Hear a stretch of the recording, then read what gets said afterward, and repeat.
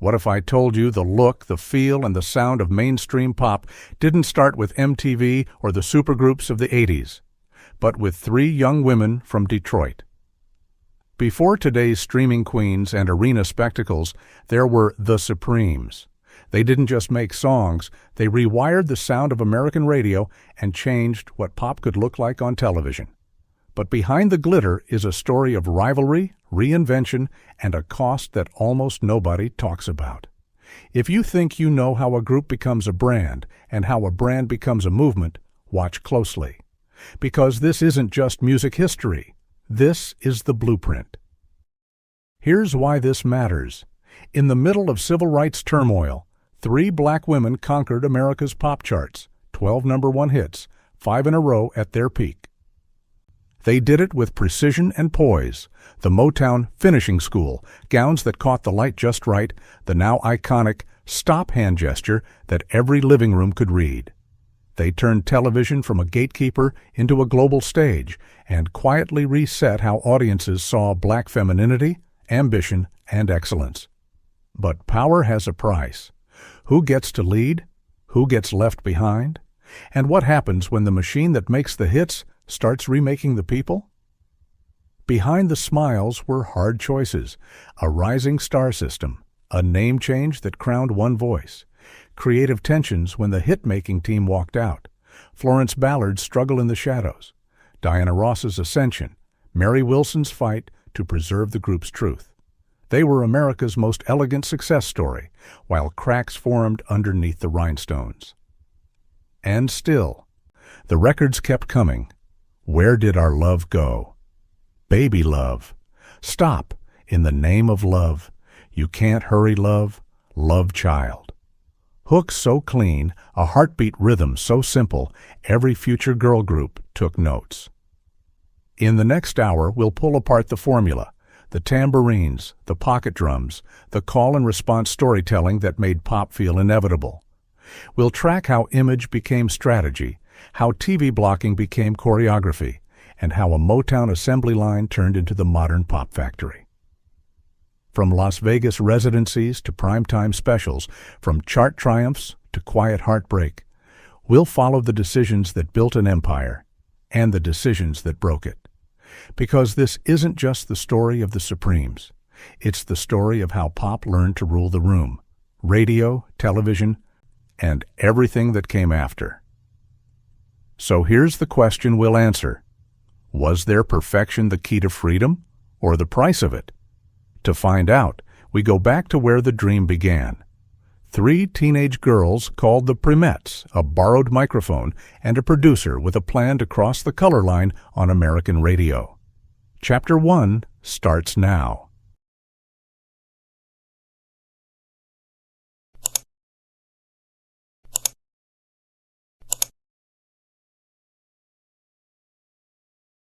In 1959 Detroit, radio felt safe and shiny.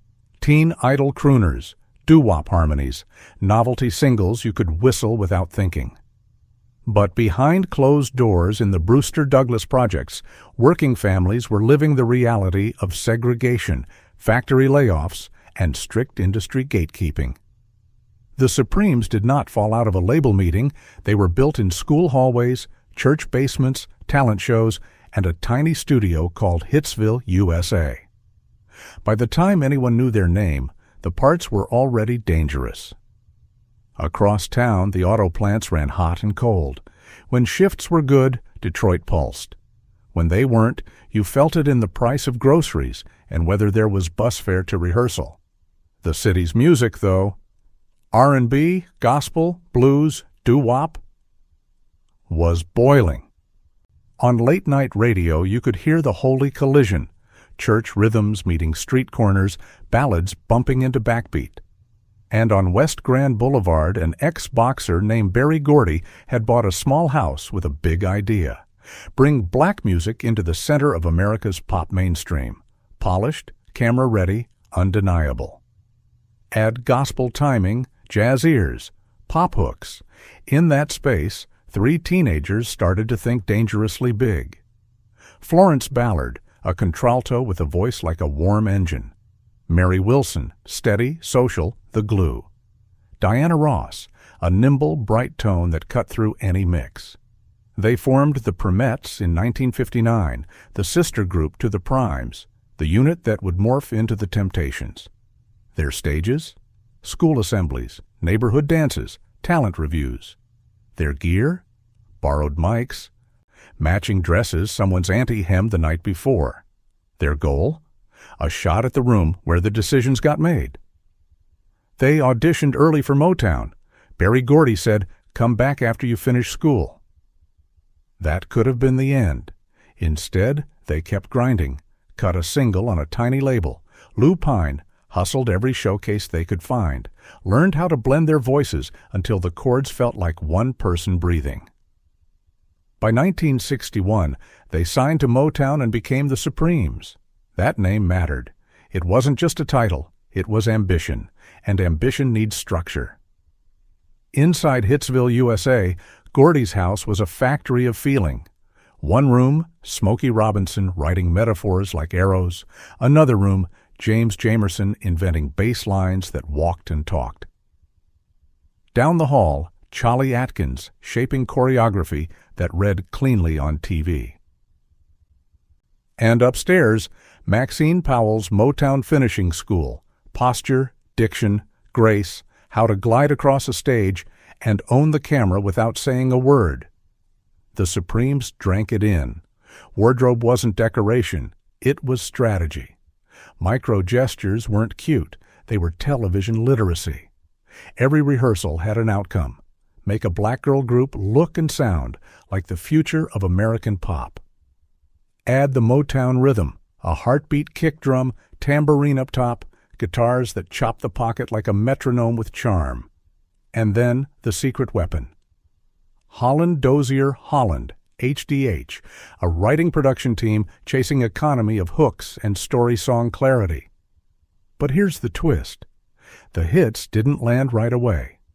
Early Supreme singles, I Want a Guy, Buttered Popcorn, Your Heart Belongs to Me, Let Me Go the Right Way, barely moved the dial. Inside Motown, they were gently teased as the no-hit Supremes. That stings. It also forges. Those early stalls did two things. First, they taught the group discipline. Blend tighter, lock the pocket, sell the lyric even when the crowd is half listening. Second, they taught Motown the value of artist development. Instead of dropping them, the label doubled down on training, material, and presentation. Meanwhile, in America at large, the stakes rose. Civil rights marches, new laws and new backlash, neighborhoods in motion. On TV, images of protest and police lines ran parallel to sequined gowns and the stop hand gesture. The contrast was stark, and that is the world the Supremes were walking into, a nation deciding who gets to be seen and who gets to be center stage. The British invasion was building momentum. American radio was about to be flooded with accents and guitars. If a Detroit girl group wanted the center lane, they needed songs that made no argument. They needed songs that felt inevitable. Inside Studio A, HDH were about to present one. Legend says the Supremes didn't love it at first. Too simple, too spare. But simplicity is a weapon when timing is perfect. In the neighborhoods, people were choosing between rent and records, between bus fare and a Friday night. The joy of a 3-minute single wasn't a luxury. It was medicine. If the right song hit, it could lift a week. If the right group sang it, it could change a season. And this is crucial. The audience wasn't passive. Teenagers called stations, bought 45s, learned the steps, copied the looks, argued in barbershops and beauty salons about who sang lead better. The Supremes weren't being handed culture. They were being tested by it. Florence Ballard was more than a name in a lineup. She founded the group, brought a power voice that shaped their early blend, and carried a seriousness that said, "We belong here." Mary Wilson wasn't just harmonies, she was consistency and conscience, the person who held the center when the room got complicated. Diana Ross wasn't simply the star, She was a precision instrument, a lead that read perfectly on radio and glowed on camera. Those three ingredients under Motown's system were about to crystallize into something bigger than any one member. Top 40 radio in the early 60s was still mostly white-programmed. Variety shows were cautious. Bookers asked for safe. Motown answered with excellence. The Supremes learned to make every entrance immaculate, every harmony a promise, every look aspirational, without ever losing the Detroit heartbeat. The question wasn't, are they good? Everyone in the building knew. The question was, what song forces the door? And then came The Hinge, the song that taught America how to count a pop backbeat and taught TV cameras where to look. The record that took three young women from the corner of a studio to the center of the nation's living rooms. What changed when the right song finally arrived? How do 5 simple notes pull a country onto the same dance floor? In the next chapter, we step into the hit factory. Where did our love go? And the 5-in-a-row run that rewired Top 40 forever.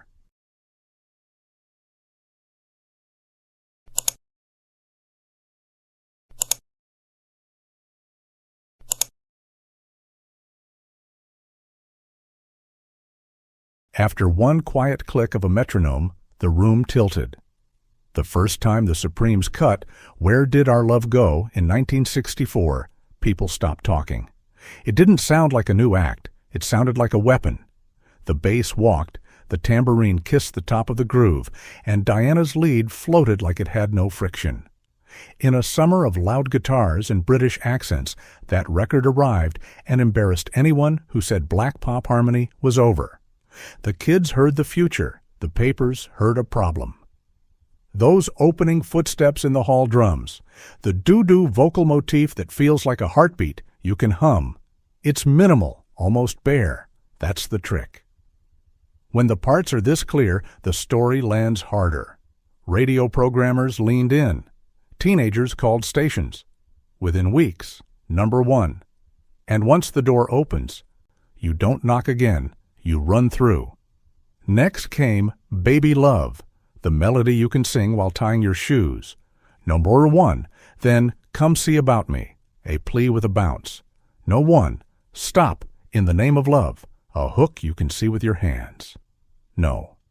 1. Back in My Arms Again, Joy with a strut. No. 1. That's 5 straight number 1 singles in 1964 to 65. Unheard of for a U.S. group at the time. Critics argued it was formula. Fans called it perfection. This wasn't luck. It was Holland Dozier Holland loading the machine with the same ingredients, arranged like pop architecture, crisp tambourine to lift the chorus.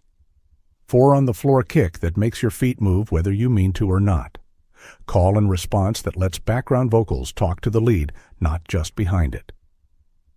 Story song lyrics. You're not just humming. You're following a plot. The result? Records built to win radio first, then television, then charts. On The Ed Sullivan Show, the camera loved their micro moves. That famous stop hand gesture wasn't a cute bit. It was television literacy. It reads in a living room. The gowns weren't just pretty. They were brand signals. 3 silhouettes, 3 voices, 1 look. Fans didn't need liner notes to know what it meant. Excellence on purpose. Some critics complained, too sweet, too polished, not real R&B. But listen close. Jamerson's bass is talking. The pocket is Detroit tight. The sweetness is the blade. That's why it cuts. And while columnists debated, teenagers decided. The run rolled on. I hear a symphony. Number 1. You Can't Hurry Love. Number 1. You Keep Me Hanging On. Number 1. Each one takes the same basic house, new furniture, same address, and turns Saturday night into a 3-minute movie. Stage size, budgets, travel. Suddenly, it's national TV, Vegas rooms, headlines.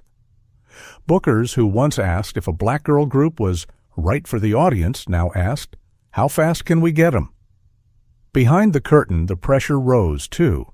More rehearsals, tighter choreography, harder schedules. You don't carry 5 straight number ones without carrying weight. Those hits professionalized the pop playbook. Motown wasn't just making songs, they were making repeatable victories. The Supremes proved you could map out radio-first writing, camera-smart staging, and tour discipline, and build a brand as sturdy as any rock act with stacks of amps. And for the fans, it felt like permission to dress up, to dream up, to see black glamour centered, weekly, in prime time. Watch one live set from '65. The entrance is silent power. Diana locks eyes with the lens like it's a person. Mary and Florence place harmonies with the accuracy of surgical hands. Then the switch. Stop! Palm up, freeze. The band breathes for a split second, and the entire room leans forward. That's not hype, that's craft. With the rise came new friction. Who leads? Who writes? Who decides the look? What happens when a hit team like HDH wants one path and the label wants another? Success isn't neutral. It chooses for you. And sometimes it chooses people. The Supremes had conquered radio and TV. Now the spotlight got hotter. What does perfection cost when the camera never blinks? In the next chapter, television, glamour, and respectability politics, we watch elegance become a shield, a sales strategy, and a battleground. Listen for the hand claps tucked under the tambourine, barely above the snare.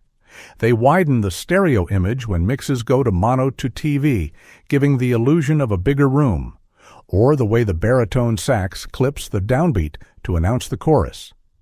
Once you hear it, you can't unhear it, and you notice how later acts try to fake that space with reverb instead of arrangement.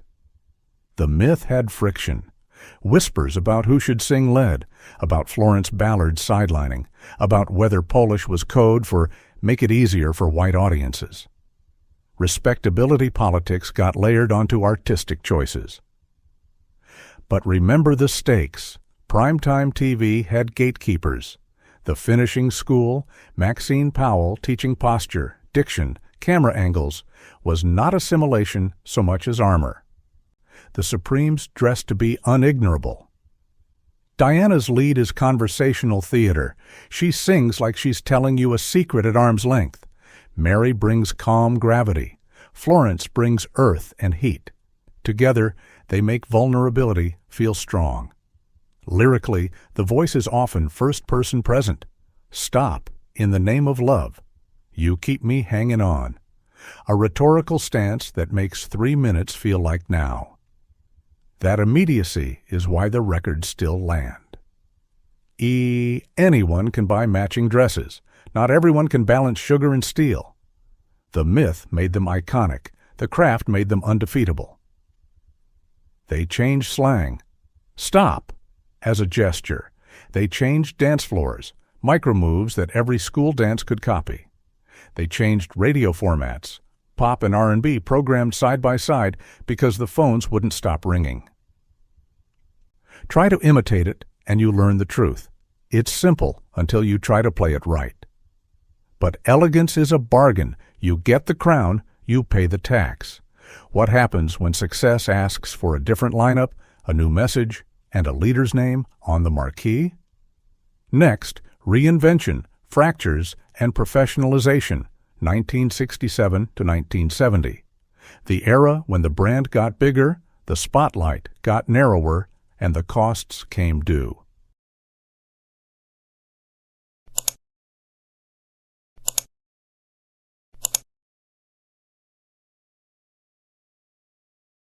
They weren't just selling music, they were selling permission. The Supremes gave kids a uniform, sleek gowns, precise gestures, unshakable poise, and a way to be loud in public without shouting. Parents called it too polished. Teens copied it the next morning. And underneath the sequins was a machine so tight that if you pull one gear, a bass line, a tambourine, a harmony part, the whole thing stutters. On television, The Ed Sullivan Show again and again, the camera learned them by heart. 3 shadows glide into the light. The right hand stops on stop, like a traffic signal you can hear. The wardrobe is not decoration, it's strategy. Sequined columns that catch the lens, gloves that turn tiny finger flicks into big screen punctuation. The hair? Elevated, engineered, intentional. Now lift the hood. The monomix is built to hit AM radios and TV speakers. The center is voice plus drum plus tambourine. Everything else is a frame. Solo the bass. That's James Jamerson, left hand walking like it knows secrets. He refuses to sit still on the root. He dances around it, threading passing tones that feel like conversation. On You Can't Hurry Love, he's answering Diana in full sentences, not just nodding along. Solo the drums. Listen for the heartbeat, four-on-the-floor kick, and Benny Benjamin, and later Richard Pistol Allen, tipping the snare just behind the beat. Machine-human push-pull that makes the groove feel alive. Solo the tambourine. That's likely Jack Ashford, on 2 and 4, crisp and glassy. It's the top-end metronome your body trusts. Now drop the choir stack, Mary and Florence building close voice harmonies that sit right behind Diana.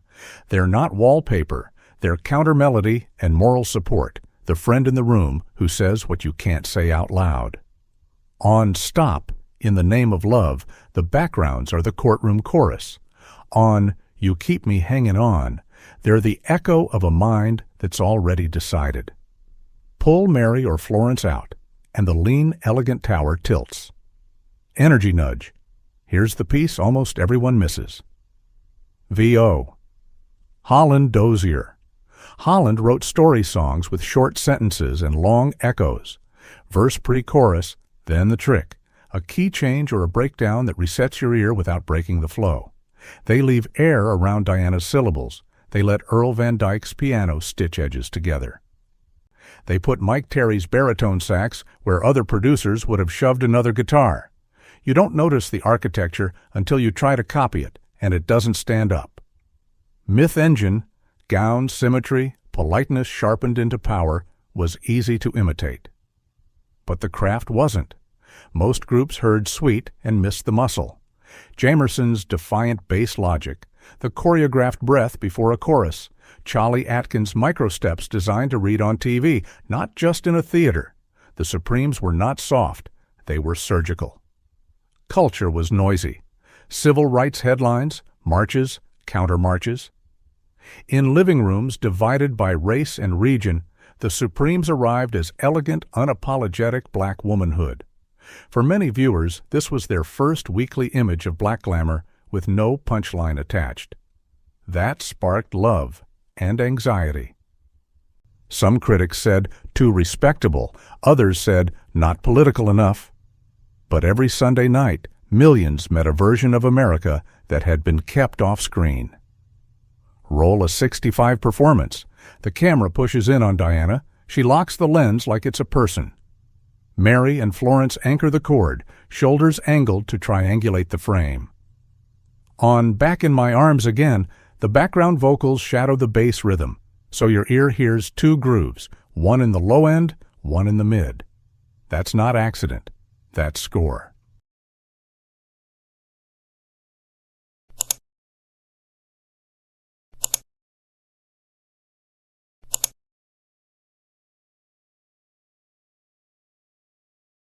Behind the posters was a price tag: sleep, blood, sanity. The calendar said success. The body said stop. We're going to sit with this for a second. By 1967, the grind math no longer added up. 2 coasts in 3 days, a primetime taping between flights, press at noon, sound check at 5, curtain at 8, and a second show if the room was hot. The label wanted new singles, new looks, new specials, and the public wanted the trick pulled off again without ever seeing the wires. Inside the machine, something started to give. The first hit came from inside the family. Florence Ballard, the founder with the Earth in the Voice, had struggled through fatigue, frustration, and the quiet humiliation of fewer leads and less spotlight. Missed cues turned into missed shows. Discipline turned into discipline against her. In 1967, Motown made the move. Cindy Birdsong stepped in. The marquee shifted to Diana Ross and the Supremes. On paper, it was a brand optimization. In the heart, it felt like a goodbye the audience didn't get to vote on. Lineup changes aren't just logistics. They change the chemistry. The blend you learn to trust. Diana's light, Mary's calm, Florence's heat, now rebalanced. In rehearsal, you can fix notes. In memory, you cannot. Fans kept cheering. Some kept asking what was missing. Then came the industry knife you don't see until it bleeds. Holland Dozier Holland, the hit Pipeline itself, left Motown in 1968 after disputes. Imagine a race car losing the engine at speed. The label still had talent and will, but the exact architecture of those bulletproof hooks was gone. You can replace parts. You cannot replace timing. They pivoted, fast and smart. Love Child, 1968, hit hard, socially aware, urgent, a new vocabulary for a group accused of being too polished. It sold, it mattered, it proved they could speak to the moment without dropping their poise. But even a righteous hit can't erase the cost ledger. Legal stress, creative stalemates, who gets the last word in a studio where time is money and money is control. And the touring numbers kept climbing. Vegas residencies demanded precision and charm night after night. TV specials demanded gloss without error. The public image got brighter as private patients got shorter. In the dressing room, small jokes turned into long arguments. In meetings, I became the company. Mary Wilson kept the center, professional, exact, the voice that kept 1,000 small things from flying apart. Diana Ross bore the weight of perfection on the lens, every vowel measured, every entrance graded. Cindy Birdsong inherited the pressure of a ghost part. Sing it right, and still hear whispers about who stood there before. That's the tax of a famous blend. When you nail it, you're invisible. When you don't, you're the problem. The end of the run doesn't always look like a crash. Sometimes it's a ceremony. Someday We'll Be Together, 1969, became the farewell single, a bittersweet title that sounded like a promise and a papered-over fracture. In January 1970, Diana Ross stepped off to go solo. The group didn't fade. They detonated into separate orbits, a star system reconfigured. Off stage, the human costs landed. Florence Ballard's post-Supremes life was hard, a tangle of health, finances, and heartbreak that would end in 1976, a loss that still haunts the footnotes. Inside the business, the fights over credit, royalties, and legacy hardened into contracts and courtrooms. On the surface, gowns, lights, ovations. Underneath, exhaustion that money couldn't fix. Most acts fade, a gentle slope into nostalgia. The Supremes didn't fade. They changed shape in public, then broke the frame. That's why the legend feels frozen young. The image in your mind is mid-stride, every line sharp, just before the lights go out in one room and on in another. So what survives the fall?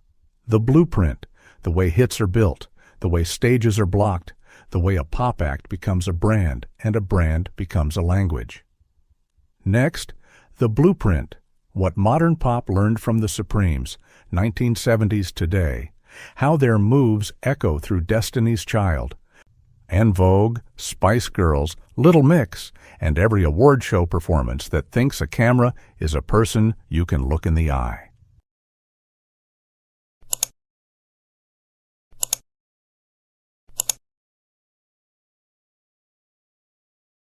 Before the Supremes, Top 40 pop wore leather or Letterman jackets. After them, everyone chased precision glamour, tight blends, clean hooks, moves built for the camera. Even artists who never studied Motown are living in the echo. Radio-first songs, choreo that reads on TV, voices arranged like architecture. Run the map. En Vogue take the close harmony stack and make it church strong. TLC lift the song as conversation playbook, lead tells the story, backgrounds answer with attitude. Destiny's Child sharpened the brand as identity move, each member with a lane, the blend as the headline. Spice Girls and Little Mix scale the character per member model across continents. Award shows from the 90s to now? The micro moves, glove-clean gestures, and silhouette staging all trace back to the way the Supremes taught TV where to look. You can hear the vocabulary everywhere. Producers still chase that four-on-the-floor heartbeat with a bright tambourine. It's the backbone of countless pop and R&B hits. Phil Collins' You Can't Hurry Love cover, 1982, proves the arrangement is time-proof. Same engine, new paint. Kim Wilde's You Keep Me Hangin' On, 1986, drags the groove into synth pop and it still works. Hip-hop and R&B lift the call and response logic. Lead spills the tea, the background's cosign. The Supremes didn't invent emotion, they invented a repeatable way to broadcast it. The afterlife is active. Reissues and box sets keep surfacing new studio chatter, alternate takes, and live cuts, evidence of process behind the polish.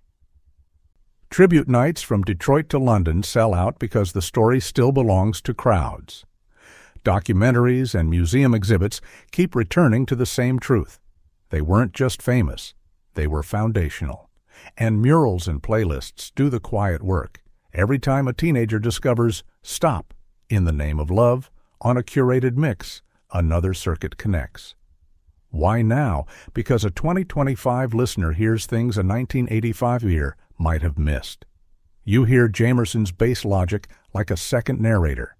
You hear how Diana's conversational lead makes the lyric feel present tense.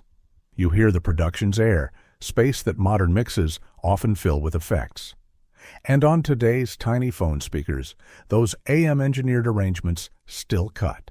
That's not nostalgia, that's design. Watch any modern girl group set, entrance geometry, lens contact, chorus on the hands. That's the Supremes TV grammar, upgraded for HD. The idea that a pop act is also a brand system, logo, look, story, repeatable show, starts here. Even the surprise key change that lifts a finale? That's a Motown trick with a Supremes passport. Starting today, go Where Did Our Love Go for the blueprint, then You Can't Hurry Love for arrangement as engine, then Love Child to hear the pivot into social storytelling. Deep cut doorway. Reflections, psychedelic edges on the mirror bright blend, or Nothing But Heartaches for the underrated tension and release that later producers copy without admitting it. Accolades matter, but they're not the story. Rock and Roll Hall of Fame, 1988. Countless lists. Lifetime awards. The reason they still matter is simpler. They showed what was possible, that a black female group could own the center of mainstream pop, and that craft, not just charisma, keeps records alive. Before the Supremes, pop's center looked narrower. After them, every door was a little wider. If you were there, you already knew. If you weren't, now you do. Your turn. What was the first Supremes track that hit you in the chest? Drop it in the comments. Your pick goes into our pinned listener playlist. Who deserves the next full deep dive? Martha and the Vandellas, the Ronettes, or Destiny's Child? Tell us why and cite your gateway song. This is Pop Lore. Subscribe so this history doesn't get erased by the algorithm, like If You Felt the Echo, and hit the next episode where we trace how Motown's girl group DNA reboots in the 90s and invents the modern pop supergroup. See you there.